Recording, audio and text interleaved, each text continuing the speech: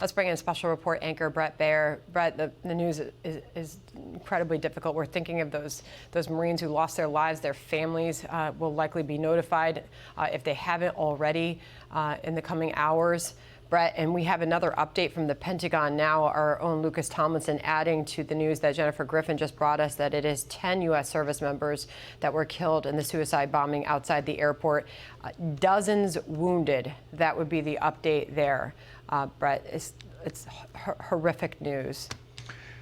Listen, this is a devastating day for our country, for the military, specifically, obviously, for those families. And we hope the number does not continue to rise. But as Jennifer mentions, it's likely to, as the threat from attacks is built up. Sometimes these attacks come in waves, and the first attack is a signal to other attacks. I've been to that airport, and I know exactly where that area is. It, in a normal time, is a sea of humanity, and in this time was thousands and thousands of people outside these blast walls with concertina wire, as Jen rightfully describes, with Marines on the inside, but making decisions, life and death decisions, as mothers are pleading for their children to be handed over the wall to get to safety inside. Now, just think for 1 second here that the last U.S. service people to die happened back in February of 2020 in Afghanistan. Yeah. The last two. Now, in the past few hours, confirmation of 10 U.S. Marines and dozens other service members wounded. We're getting news from Afghanistan that the death toll is increasing on the Afghan side at least 60 and some 200 wounded on the Afghan side, according to the local health people that they're putting out statements over the internet. And the question is, who was this? Was it ISIS-K, this nebulous kind of group? There are some suggestions that people are looking at the Taliban as you had the former National Security Advisor, H.R. McMaster, say publicly that he wouldn't be surprised if this was a splinter group that's kind of a shell for the Taliban to make us look bad as we're in the process of this exit. But that's all speculation. Right now, it's about protecting U.S. troops and getting this evacuation to continue. Yeah, you know, we thought that we had the sound from H.R. McMaster to play for you, but we don't. So let me just read what he said. He said, "I would not be surprised at all if this ISIS attack is just a straw man. It's just a front for the Taliban, who are actually organizing the attack against us to humiliate us further after we surrendered to a terrorist organization."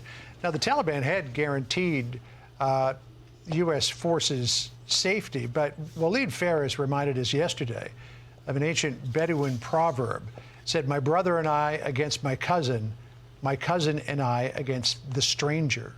And would it be, Bret, in the Taliban's interest to let this attack go forward? I mean, there were so many warnings that this was coming, and yet it still happened, just like it was warned. The Taliban took no action to try to keep a suicide bomber away from these gates. Listen, the Taliban had a ring around the airport with their fighters, a big ring.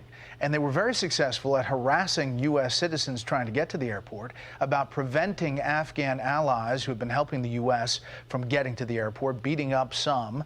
That ring was very effective. However, it wasn't effective in stopping two suicide bombers and attackers with guns for a complex attack. So, I mean, you do have to raise questions here. But this is the Taliban, and they have a huge track record of being really ruthless. Just in the past few minutes, and I think it's important to point out that this is beyond politics now. And anybody here who's using this as this political football, these are decisions made, and they rightfully can be looked at in retrospect as the wrong decisions. And there'll be a lot of after-action time, as you've heard from the Pentagon.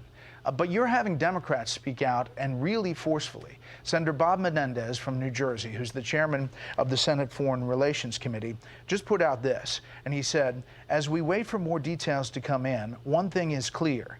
We can't trust the Taliban with Americans' security." I mean, that's a forceful statement from somebody from the president's own party. Mm-hmm. We will have to hear from President Biden today. And this will have to be a big moment for his presidency. This day, remember this day, because this speech, what happens after this, after everything that has been said by the president, by the Secretary of State, by all the other officials, this moment will be a seminal moment in how he handles this and what decisions he makes and how he talks to the American people about it. Yeah, Bret, former Homeland Security Secretary Jay Johnson was on with Neil Cavuto just a short time ago and said, quote, "There has to be a price to pay if Americans are harmed in any terrorist attack." Talking about the ungoverned space there and what the future holds for that country. The type of country, he says, where a terrorist organization looks to set up another caliphate from which they can train and launch large-scale attacks, send operatives to go into other nations. It is the situation right now that he says is very fluid. One of the things he wants to point out in these initial moments of a terrorist attack, there's a lot of information that we're getting, a lot of it accurate, a lot of it not. It's just one of those moments, Bret, where we're going to have to get through this together. We're going to bring our viewers the news as it comes in. We know the president is huddled and getting briefed on this right now. But to your point, we are going to have to hear what is next. What is the strategy, knowing now that this has happened, these attacks have happened, and we have lost 10 of our U.S. service members there in Kabul? Yeah, there has to be a way forward, and that's what the focus should be. Contingency plans need to be real plans now, because this is urgent. There are threats, new threats about vehicle-borne IEDs, improvised explosive devices. Those are car bombs. Yeah. You start stepping up to that level, you're talking about a different force protection. And John, you rightly point out earlier that this will shift. And the military will then, if you're looking at all of these people right outside that wall, they're no longer Afghans all trying to get out of the way of the Taliban. They are now potential threats, because someone could be wearing a bomb, somebody could trigger something else. It's a different ballgame now, and I think that's going to be evident here. So, Bret, so just going back to what you said there's got to be a way forward. I'm just wondering, though, after everything that the president has said about we're going to adhere to an August 31st deadline, we're going to rely on the Taliban to let anybody else who wants to leave after the 31st get out, which, I mean, I wouldn't put a whole lot of money on that. I mean, what does the president say today in response to this? Well, John, I mean, maybe he says we're sending in forces to reopen Bagram, and we are going to protect the air base until all of our people are out. Maybe that's one of the contingencies. You know, the big thought process was they didn't want some incident like a Black Hawk Down. They didn't want U.S. service members threatened. Well, now you have 10 Marines dead. At least, and a number that could rise, and dozens wounded. So this has happened. So there has to be action, some action that makes clear to the Taliban that we are not putting up with what just happened, and we are getting our people out. Now, what that looks like and what it entails as far as forces, I think is a really big question logistically. Bret, I think your point is well taken, and Jennifer Griffin, Joey Jones, when I spoke to him earlier, made the same point as well. The irony of the president, the point of the withdrawal for him was to have no more bloodshed, to lose no more American lives in this long war.